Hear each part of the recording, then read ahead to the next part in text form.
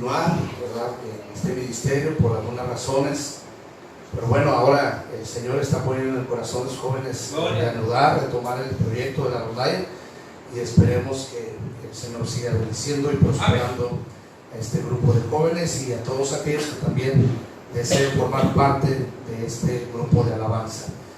Nuestras Biblias, por favor, en la segunda carta a los Corintios, capítulo 10.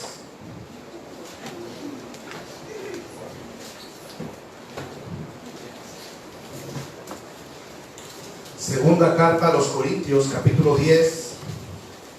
Y hoy voy a concluir con esta serie denominada Disciplina Espiritual.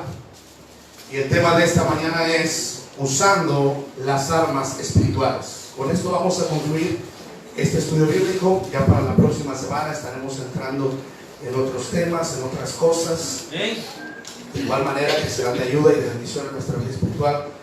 Pero hoy quiero concluir hablando de las armas espirituales que Dios ha puesto a nuestro alcance, para que a través de ellas nosotros podamos tener victoria en la vida cristiana. Hasta este momento hemos hablado de la importancia de la disciplina espiritual en la vida del creyente, y dijimos que debemos empezar por vencernos a nosotros mismos. Amén. Esto no será posible a menos de que experimentemos el nuevo nacimiento en Cristo Jesús y nos esforcemos en luchar en el Espíritu. De eso hablamos la semana pasada. Pues sin la ayuda del Espíritu Santo y sin su bendición, no será posible lograr la plenitud de la vida cristiana. Y es mi deseo y oración, y es el deseo del Señor, llevarnos a la plenitud de la vida cristiana. Que podamos vivir la vida cristiana como Él quiere y manda.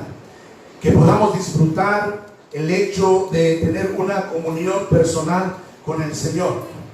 Pero ahora quiero hablar de las armas espirituales, las cuales Dios ha puesto a nuestra disposición para que las usemos en nuestro favor, a fin de obtener victoria sobre nosotros mismos, el diablo, el mundo, la carne y el pecado.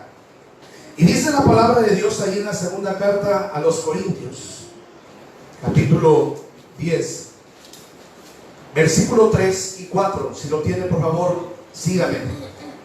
Porque las armas de nuestra milicia, versículo 3, pues aunque andamos en la carne, no militamos según la carne.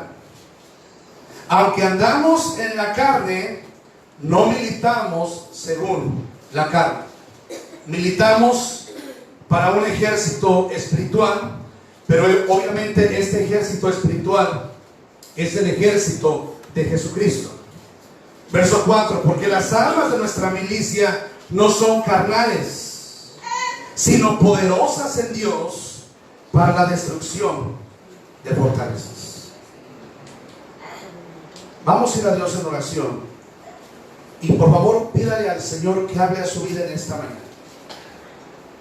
Dígale al Señor que usted tiene el deseo de seguir experimentando la plenitud de la vida cristiana, pero que necesita comprender, y necesitamos entender todos nosotros, que el Señor nos ha dado armas. Y estas armas son para usarse. Amén. Amén, amén. Un soldado no solamente ha sido entrenado para presentar defensa, pero también un soldado está entrenado y está capacitado para contraatacar. ¿Cierto? Amén. O sea, no estamos aquí solo para recibir del enemigo los ataques y soportarlos. No, estamos aquí también para hacerle daño a él. Así es. Estamos aquí también para contraatacar y para hacer esa guerra que el Señor nos ha llamado a hacer. Nadie que realmente desee ser un verdadero cristiano podrá vivir en paz el resto de sus días. Todo aquel cristiano que desea vivir la vida cristiana como Dios quiere, va a experimentar constantemente el conflicto. Así es, pastor, amén. Y esto es algo que muchos no estamos acostumbrados. Así es. A vivir. Así es. Amén. Queremos paz, queremos tranquilidad, pero es imposible, hermanos. Es imposible tener paz si nuestro deseo es agradar al Señor. Porque quiero decirle que hay alguien que se opondrá a que usted haga la voluntad de Dios, y ese alguien, además de usted, es Satanás. Y va a ser necesario que usted tome esas armas que el Señor le ha dado para poder hacer frente a los ataques del enemigo. Y no solamente defenderse, sino también causarle daño al reino de las tinieblas. Pero antes de seguir, vamos a inclinar el rostro y vamos a orar. Padre amado, en esta mañana queremos rogar y suplicar que tu palabra nos hable, que nos edifique. Señor, todos aquí libramos luchas terribles todos los días. Cada mañana que salimos de nuestro hogar rumbo a la escuela o al trabajo, nos aproximamos a un terreno donde no sabemos en qué momento el enemigo lanzará los primeros golpes, los primeros ataques. Sabemos y entendemos que tenemos un enemigo que es traicionero. Dice tu palabra que él anda como un león rugiente acechando nuestras almas. Y él quiere vernos derrotados y él quiere vernos destruidos. Él quiere ver cristianos fracasados. Pero Señor, haznos conscientes de esto. Haznos sabios delante de esta situación y permítenos ir a las armas que tú nos has dado. Tomarlas, vestirnos, como dice la Escritura, de la armadura de Dios, para estar firmes contra las acechanzas del enemigo. Que tu palabra en esta mañana nos anime y nos aliente a seguir luchando, a seguir peleando la buena batalla, porque ese es nuestro deseo y oración, en el nombre de Cristo Jesús. Amén. Amén. Estas, además de armas espirituales, también pueden ser llamadas disciplinas espirituales, porque a través de ellas el Señor fortalece y ejercita algunas de las áreas del carácter del creyente. Ahora bien, lo primero antes de hablar de estas armas espirituales es hacernos una pregunta. ¿Por qué Dios ha previsto darnos armas? ¿Por qué Dios en su sabiduría, en su preconocimiento, en su omnisciencia, ha decidido darnos armas a nosotros? Porque precisamente el Señor ve panoramas y Él ve terrenos que muchas veces nosotros no alcanzamos a percibir, que no alcanzamos a ver. A veces nuestra visión como cristianos acerca de la vida cristiana es muy corta y vivimos en descuido. Y vivimos muchas veces de manera negligente y no estamos listos y no estamos preparados para los ataques del enemigo. Y la verdad es que muchos de los ataques del enemigo nos van a llegar por sorpresa. El enemigo no nos va a anunciar cuándo vendrá a nuestras vidas para atacar y para darnos golpes bajos.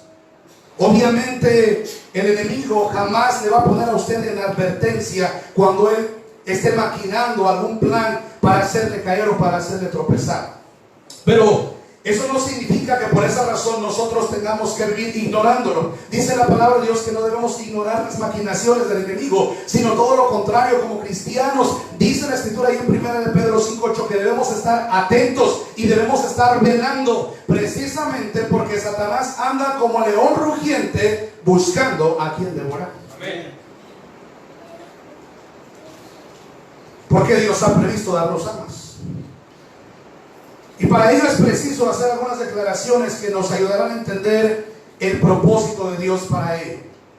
Y hay por lo menos 3 declaraciones que yo quiero hacer en esta mañana antes de entrar al mensaje, acerca del por qué Dios ha previsto, siendo un Dios previsor, un Dios que previene a su pueblo, un Dios que quiere el triunfo y la victoria de sus hijos.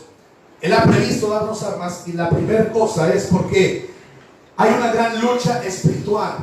Desde antes de la creación ha habido un conflicto entre las fuerzas del bien y las fuerzas del mal.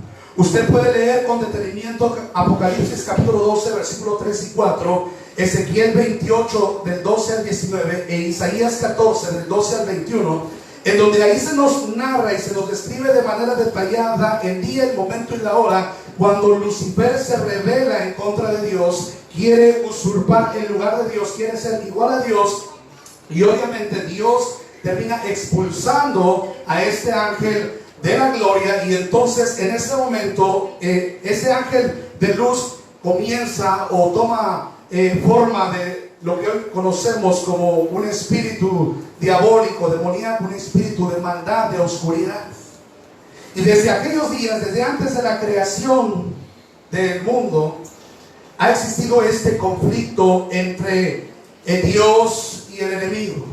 Porque Dios desea la bendición y la prosperidad, desea la vida y la salvación de las personas, mientras que por el otro lado Satanás desea la destrucción, desea la ruina, desea la perdición, desea la condenación de la humanidad. Y eso lo vemos en Juan capítulo 10, versículo 10, donde dice que el ladrón, que es Satanás, no ha venido sino para hurtar, matar y destruir. Y Jesús dice: pero yo he venido para que tengan vida y para que la tengan en abundancia. Amén. El Señor está a favor de la vida, Cierto, amén. a favor de la victoria, a favor de la plenitud de la vida cristiana. Pero Satanás ha tenido un conflicto en contra de Dios desde mucho tiempo atrás.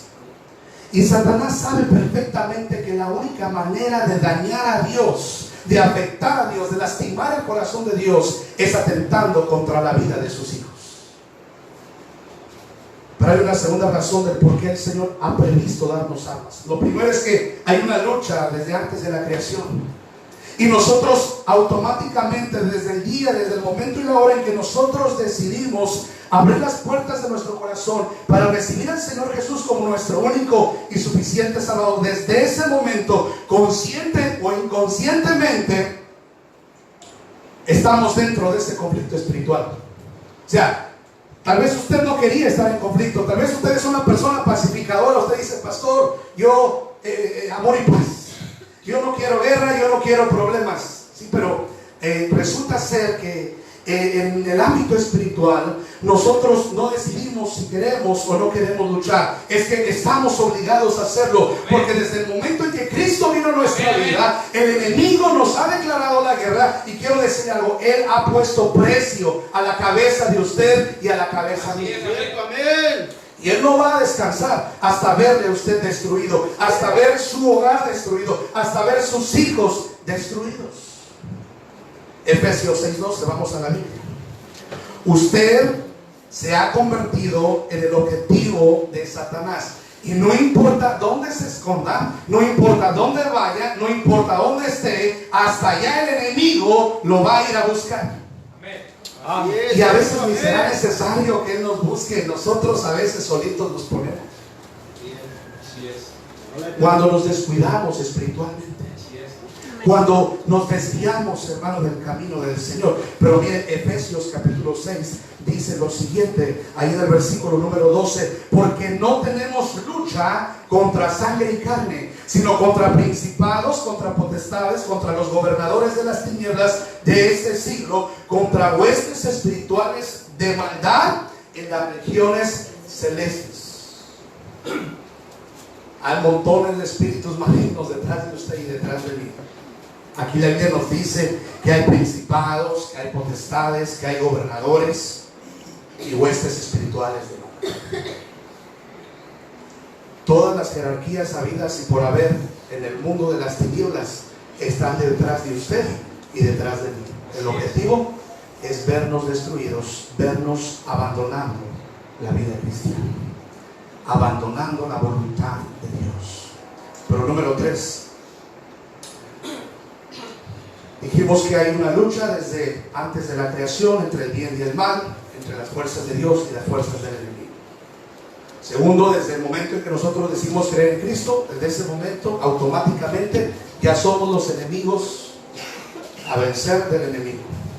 Entonces, por consiguiente, eso nos hace a nosotros pertenecientes a una milicia, al ejército del Señor Jesucristo. Gloria a Dios. Amén. ¿No le emociona eso? Amén. ¿No le alegra saber que usted pertenece al ejército del Señor Jesús, al ejército de los buenos? Amén. ¿Recuerda usted cuando era niño y jugaba a policías y ladrones? Usted siempre quería ser de los buenos. ¿Ha cambiado ese sentimiento en los últimos años? ¿Acaso habrá alguien entre nosotros que desee ser parte del ejército del enemigo? Yo espero que nadie aquí quiera estar en el ejército del enemigo. O yo espero que si alguien en esta mañana está aquí perteneciente a ese ejército, que hoy tome una buena decisión y decida pertenecer al ejército del Señor Jesús. Vayan por favor en su Biblia, 2 de Timoteo capítulo 2. somos soldados de Jesucristo. Amén. Amén. Amén. Ya estamos matriculados. Ya estamos ahí en el libro de la vida. Cierto, amén.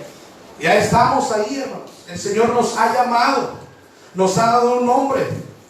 Hijos de Dios. Ahora somos parte de la familia de Cristo. Ahora militamos para el mejor ejército. Peleamos para el mejor general brigadier. El general brigadier es el comandante supremo sobre todas las tropas. Estamos en el mejor ejército, en el ejército triunfador, en el ejército que comanda el Señor Jesucristo. Él es nuestro capitán, a Él seguimos, de Él seguimos la instrucción. Y si el Señor nos ordena ir adelante y pelear, tenemos que hacerlo. Amén. No debemos ser cobardes, dice la Escritura en 2 Timoteo 1:7, porque Dios no nos ha dado un espíritu de cobardía, sino de poder, amor y autodisciplina, en la Nueva Versión Internacional. Amén. Dominio propio. Mire lo que dice la Escritura ahí en 2 Timoteo 2, versículos 3 y 4. Tú pues, ¿sufre qué? Penalidades. Tú pues sufre penalidades como buen ¿qué? Soldado de Jesucristo. Amén. Sufre penalidades como buen soldado de Jesucristo. La vida de la milicia no es una vida fácil, no es una vida sencilla. Por esa razón yo no fui soldado. Tal vez aquí tenemos algunos que estuvieron enlistados en el ejército y pudieran darnos algunas de sus experiencias, ¿verdad? Y es duro ser soldado, es duro estar en la milicia, pero espiritualmente somos parte de la milicia de Cristo, hermanos. Dice: ninguno que milita se enreda en los negocios de la vida a fin de agradar a aquel que lo tomó por soldado. Estamos aquí para agradar al Señor. Amén. Pero miren lo que dice el versículo 11. Palabra fiel es esta: si somos muertos con Él, porque cabe la posibilidad que en medio de la guerra y del conflicto algunos tengan que morir. Pero ¿qué más da si morimos haciendo la voluntad de Dios? Es mejor morir por la justicia, es mejor morir por vivir la vida cristiana, es mejor morir viviendo, habiendo vivido para agradar a Dios, que vivir fuera de la voluntad de Dios, que vivir haciendo lo que a Dios no agrada. Si somos muertos con Él, también viviremos con Él. Si sufrimos, también reinaremos con Él. Si le negáremos, Él también nos negará. Si fuéramos infieles, Él permanece bien. Eres un soldado de Jesucristo. Militas en el ejército del Señor. Ahora, debes saber una cosa: librar una guerra, librar una lucha, no es fácil. No va a ser fácil vivir la vida cristiana. No va a ser fácil tener triunfos. No va a ser fácil tener un buen hogar.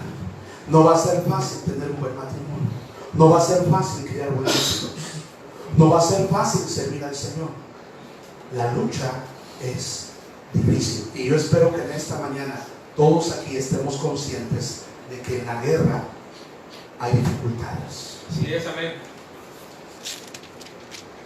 Yo no he estado en ninguna guerra, gracias a Dios, pero los datos y archivos históricos por medio de testimonios, películas y demás nos cuentan de lo duro y sangrientas que suelen ser las guerras, la magnitud del impacto que dejan a quienes se han visto obligados a ser parte de los conflictos.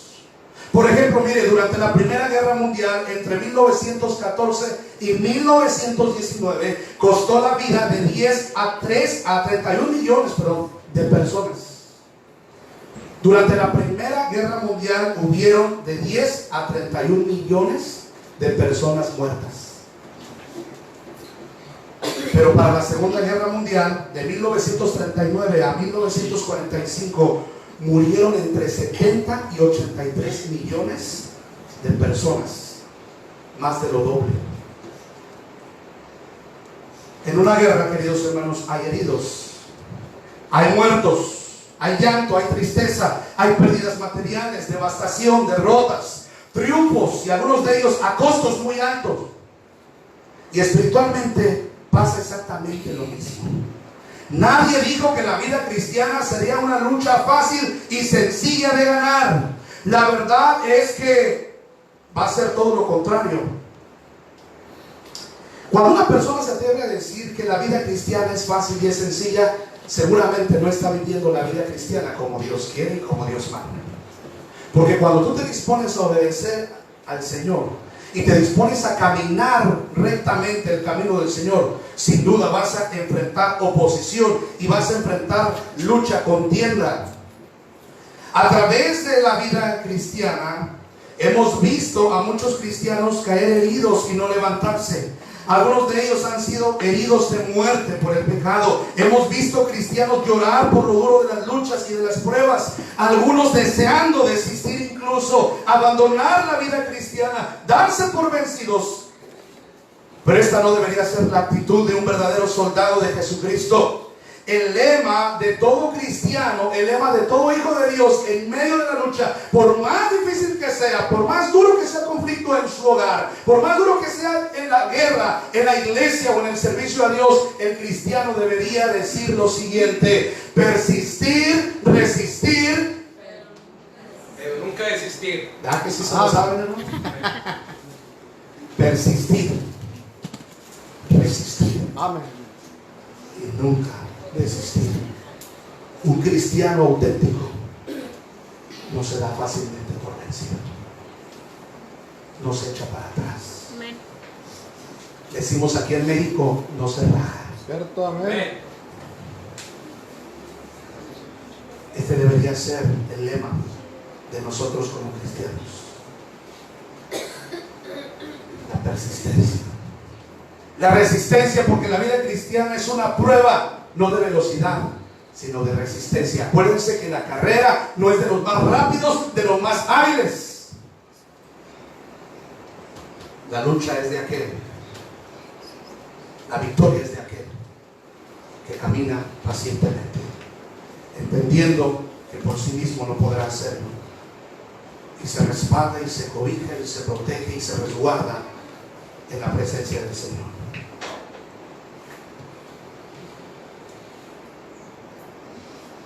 ¿Cuándo es que los cristianos deseamos rendirnos?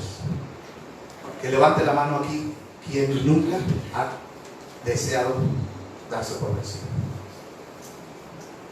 ¿Quién aquí no ha querido dejarlo todo? ¿Habrá alguno aquí? Yo creo que no.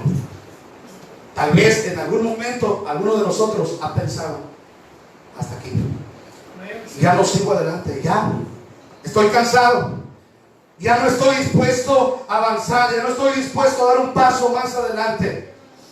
Yo retrocedo, aquí se acaba todo, dejamos de ir a la iglesia, regalamos la Biblia, sacamos los discos de música cristiana, nos olvidamos de todo. Ya no ser más cristiano. ¿Para qué? ¿Cuándo es que viene a nosotros este deseo de rendirnos? Cuando hemos perdido conciencia acerca de que no estamos solos. Porque suele pasar que a veces a los cristianos se nos olvida que el Señor está con nosotros. Amén. Que no estamos solos en este conflicto. El Señor está a nuestro lado y Él es quien pelea por nosotros. Pero a veces se nos olvida eso. Así es. Amén. A veces creemos que estamos solos contra el mundo, solos contra el enemigo, y no es así. El Señor ha prometido estar con nosotros todos los días. Amén. Mire, vaya a Éxodo. Vamos a ver dos testimonios en la Biblia. Vamos a Éxodo, hermanos, porque el Señor le inspira confianza a Moisés. El pueblo de Israel, hermanos, está saliendo de Egipto. El Señor les está haciendo libre. Ellos están viendo cómo la mano del Señor les está guiando. Llegan a orillas del Mar Rojo y están temiendo: ¿qué va a pasar con nosotros? Vienen detrás de nosotros el faraón, sus ejércitos, tenemos miedo, nos van a hacer pedazos, nos van a matar. Aquí es el fin de todas las cosas. Y muchas veces así nos sentimos, y a veces así vivimos, como si Dios no estuviera con nosotros.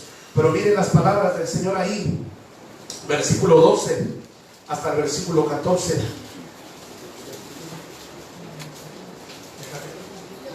Éxodo 14, del 12 al 14. ¿No es esto lo que te hablamos en Egipto diciendo, déjanos servir a los egipcios? Es tremendo, hermano, pero hay cristianos que ya están resignados a vivir en derrota. No quieren ir a la libertad, no quieren experimentar la plenitud de la vida cristiana. Estos decían, estábamos mejor en Egipto. Pues sí, pero allá estabas esclavo, allá no eras libre. Así es. Porque mejor nos fuera a servir a los egipcios que morir nosotros en el desierto. Y Moisés dijo al pueblo, no temáis, estad firmes y ved la salvación que Jehová hará hoy con vosotros, porque los egipcios que hoy habéis visto, nunca más para siempre los veréis. Jehová peleará por vosotros y vosotros estaréis tranquilos. Amén. El Señor pelea por nosotros. Gloria a Dios, amén. ¿Usted lo cree? Amén. Amén. Pues yo no lo veo en ningún lado, pastor. Esa actitud pesimista que a veces tenemos algunos. Pues yo no veo los refuerzos, pastor. Usted me dice que el Señor está conmigo, pero pues y me dio de sobremojar. Ya no siento lo duro, sino lo tupido. ¿Cuándo el Señor va a venir a aparecerse? A ayudarme, a darme la solución a mis problemas, a mis conflictos. Confía en el Señor. Amén. Ahí en Segunda de Reyes, vaya por favor ahí a Segunda de Reyes.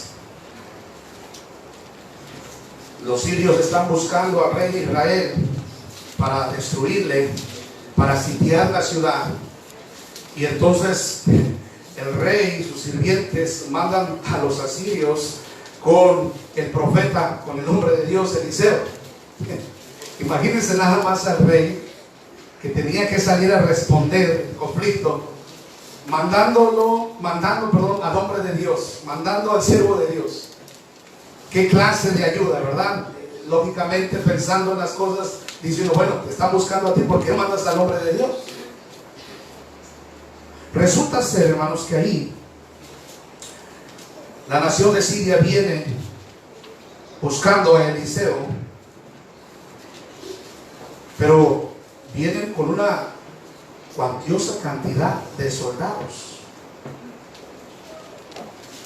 y no vienen en asuntos de paz, no vienen para dialogar, no vienen para charlar, para llegar a un acuerdo, ellos vienen para matar. Y entonces está ahí el siervo de Eliseo, Giesi. Miren lo que dice Segunda de Reyes, capítulo 6, versículo 15 al 17. Giesi se da cuenta que de pronto está sitiada la ciudad, un montón de soldados a su alrededor, un ejército grande y numeroso, y nada más estando ahí en medio de ellos Eliseo y Giesi. Giesi tiene miedo. Eliseo, tú sabes de guerra, tú sabes pelear, porque yo no sé nada. Y Eliseo dice, es que Giesi, tú no entiendes, no estamos solos en este conflicto, el Señor está con nosotros. Miren lo que dice ahí en el versículo 15. Y se levantó de mañana y salió el que servía al varón de Dios, y aquí que el ejército que tenía sitiada la ciudad con gente de a caballo y carros. Entonces su criado le dijo, Señor mío, ¿qué haremos? ¿No se ha preguntado usted esto en medio de los conflictos? ¿Qué vamos a hacer? Se están multiplicando las deudas, se están multiplicando los problemas, se están multiplicando los conflictos. ¿Qué vamos a hacer? Así es. Él le dijo, no tengas miedo, porque más son los que están con nosotros que los que están con ellos. Y oró Eliseo y dijo, te ruego, oh Jehová, que abra sus ojos para que vean.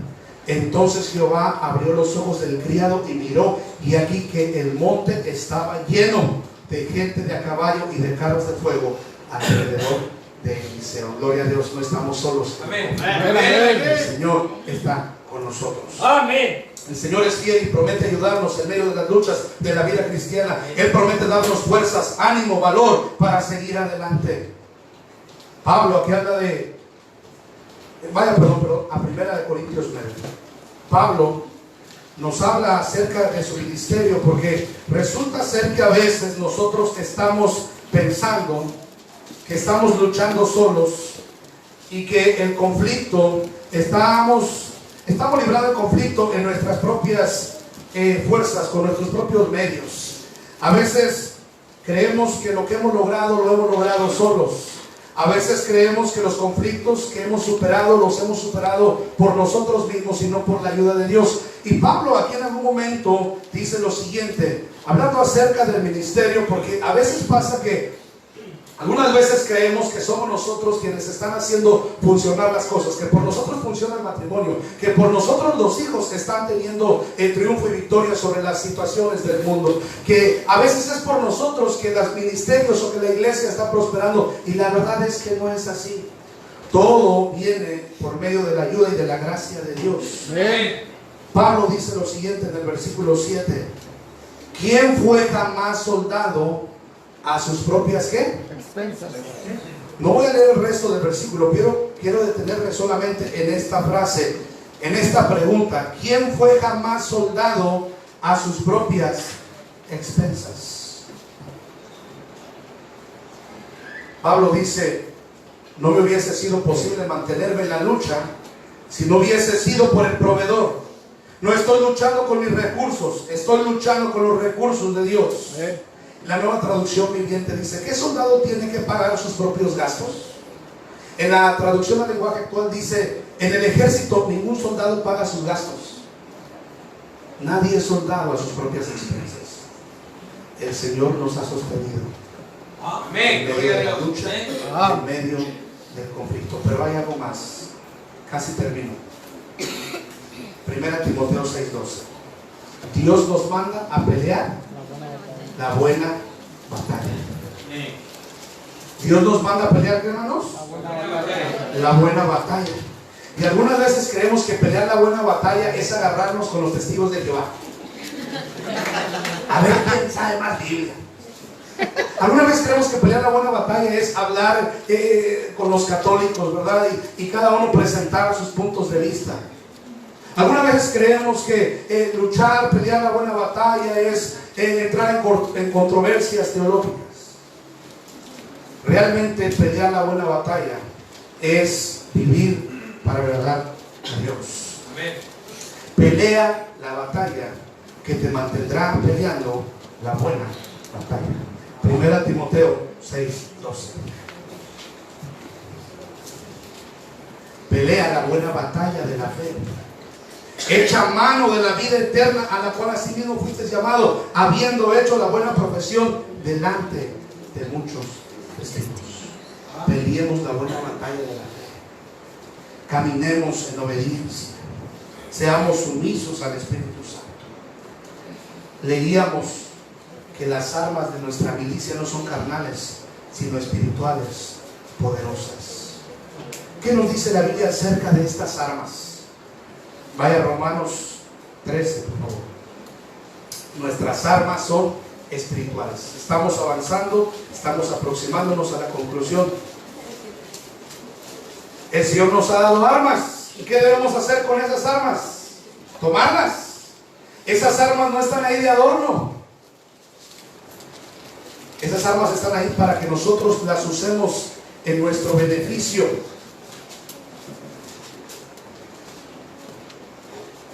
Romanos 13, versículo 12 al versículo 14.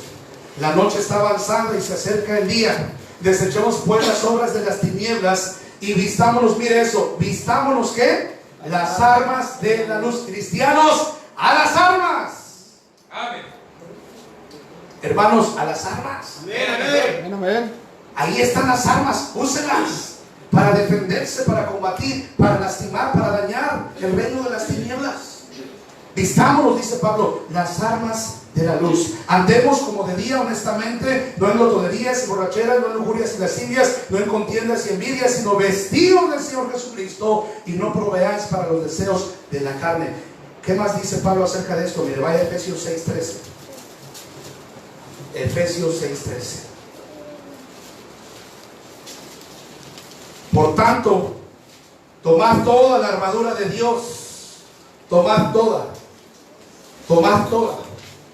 Si se va a poner la armadura, póngase toda la armadura. Cada área de la armadura, cada aspecto de la armadura, cada objeto que conforma la armadura tiene un propósito. No nada más es porque sí. Hay una razón del por qué Pablo dice: vístanse de toda la armadura de Dios.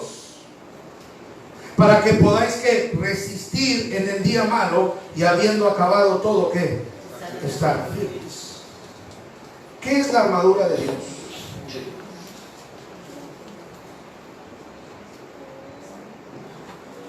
Es un arma espiritual de luz. Es un vestido espiritual no material. Esto con el fin de estar preparados para la batalla y obtener victoria en contra de las acechanzas de Satanás. Debemos entender que vestirse de la armadura para un soldado es la forma en la que se prepara para el conflicto. Antes de ir a la guerra, todos los soldados visten la armadura. Y no sale ninguno que no lleve toda la armadura completa. Imagínense el soldado sin casco. Cuán importante es llevar el casco.